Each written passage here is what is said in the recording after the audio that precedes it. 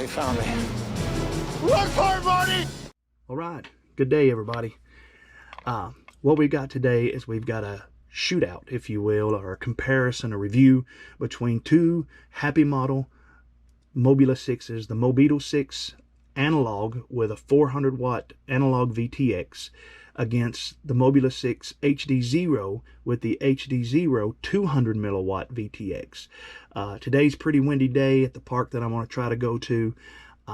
It's not about the performance of these two quads as far as tune or power or battery or anything like that. I'm only going to be focused on penetration, range, multipathing, those kind of things, to see how 200 watts of digital VTX compares to 400 watts of analog. Now, I've flown both of these two quads in the area that I'm going to be doing the testing, and the reason why I'm not comparing 200 to 200 is because I know a little something that you guys probably don't know.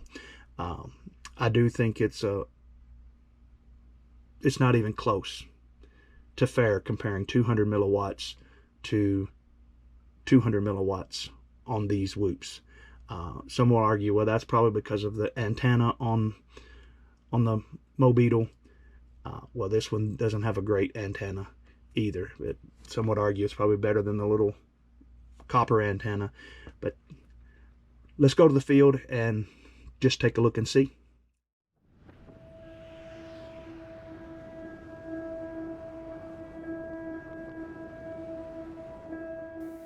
Not far down the road from where I live, there's a little park I like to fly out, Triple Creek Park. It's a nice little park, several good places to fly. One of the things I'm looking for here is a place that's got a fairly decent wind break to fly these whoops. The wind is up, as you can see. It's blowing the grass pretty hard right there. So I'm going to try to find a place up here. I know that's secluded. See what we can work out.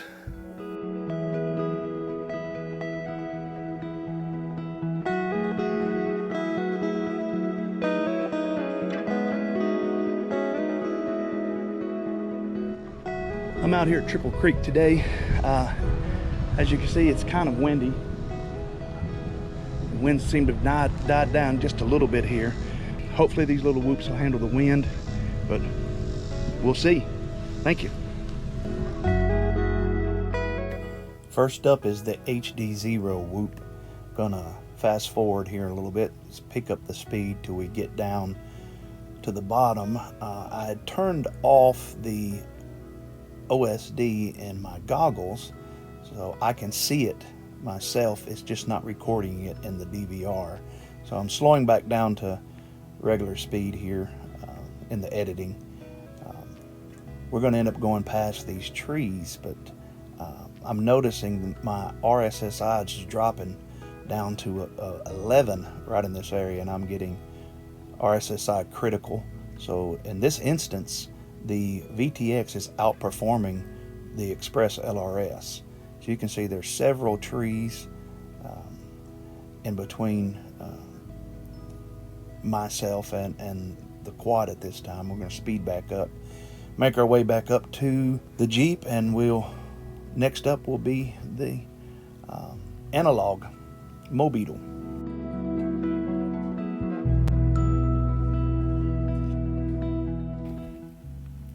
Okay, here's the Mobula analog at 400 milliwatts, and for those people that say that HDzero is just a little bit better than analog, this is one of the best whoop cameras on the market, and there's a considerable difference in my opinion between the image quality.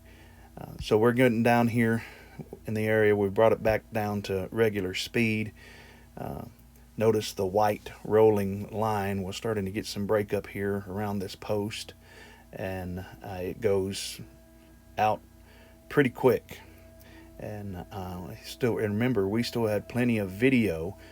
Our problem with the HD was we were running out of RX signal. We'll make our way back to the Jeep, and we will try a different route with putting some concrete in between us instead of just vegetation.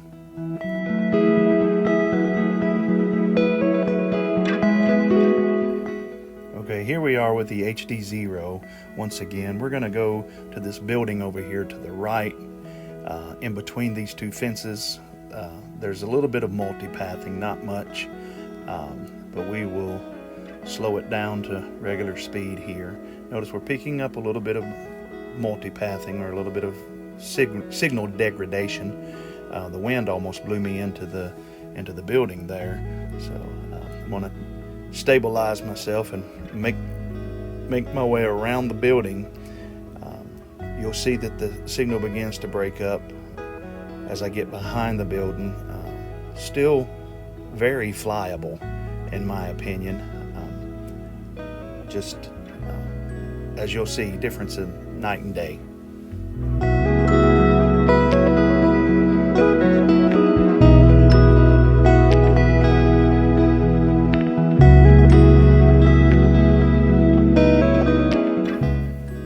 Okay, back to analog again. We're going to make our way down this road, again sped up. We'll slow it down about the same place, about right in here. Slow back down to regular speed. You notice we're getting a lot of breakup right there in the multipathing area. Coming around the side of the building and I lost it. I'm going to drive the car down and pick it up.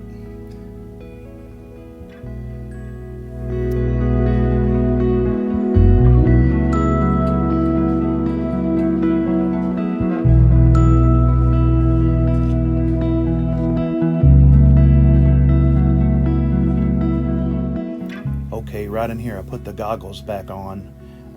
Literally 50 yards, maybe 60 yards from the front of the building, and was able to get signal enough to get the quad back up without having to get out of the Jeep. But you can see that's still the same level of breakup, even worse in my opinion, at this close range. So there's clearly, this is no contest between digital at 200 milliwatts and analog at 400 milliwatts. It's just no competition in my opinion.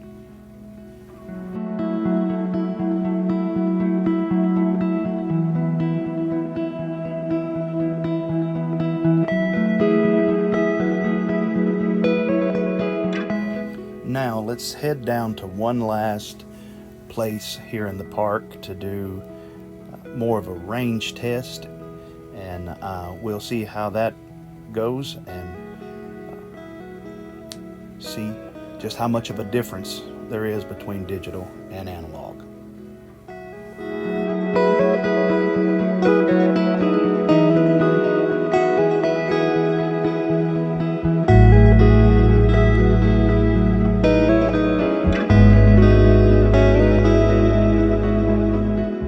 First up this time is analog. Go back behind the Jeep. I know some people are saying, well, your HD has patch antennas, so that's why I'm going to take this route behind, and you'll see that it still doesn't even come close. Still at sped up speed here. Going to slow it down about here at this ditch. Here at this second tree is when it starts to lose signal, and my experience, I go any further past that, it completely drops out. So I make my way back.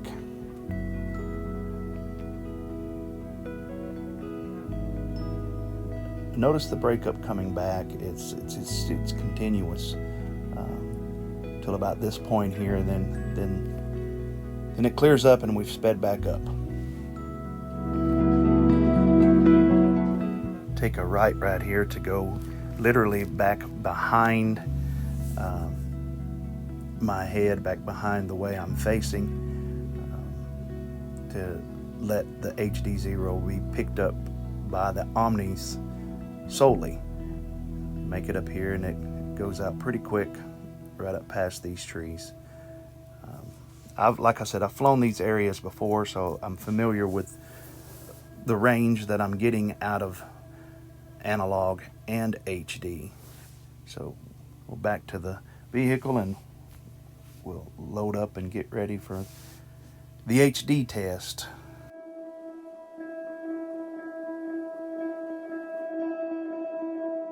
Now this is the HDzero.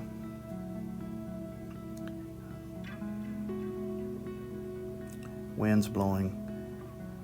Gusty is more now, but the tree line is keeping it broke up here pretty good. So the speed is sped up, and we'll slow it down again about the same time, about the time we come to the ditch up here. But you'll notice this time, this first tree, of course we were already getting static.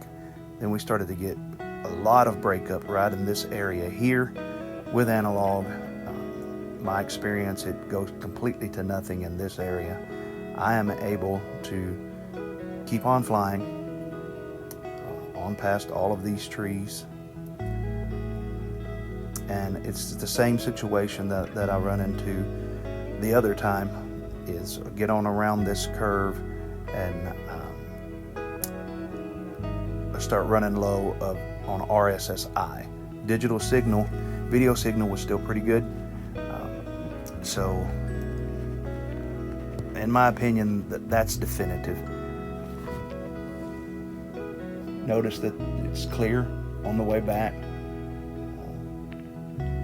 This is, except for me being able to see the OSD and the image being clearer, this is what I'm seeing in the goggles with the HD. And I'm gonna go to another clip here and move up the other way so that you can see what I'm talking about here with flying up behind us. This is clearly all the omnidirectionals. The patch antennas are facing the opposite direction here. So for those that were thinking that the only difference was the patch antennas, we're clearly buffeted by the wind here, much further.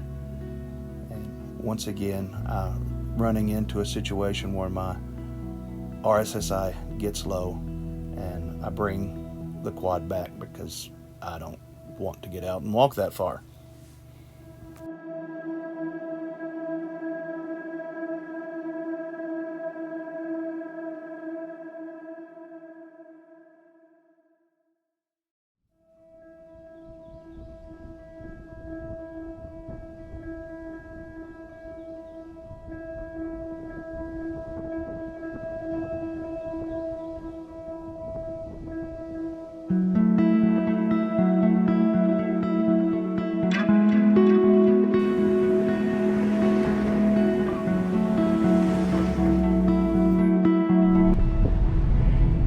I think I got good enough footage. I know the wind was hard in a few places. We'll see how it all pans out when I get back to the editing bench and try a new editing software this time. So we'll see how it goes.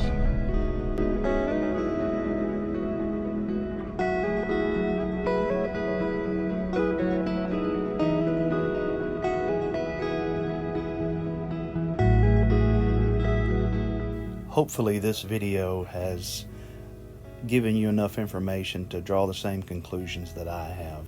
Thank you for watching all the way to the end. Please comment, like, and subscribe. Thank you, and God bless you.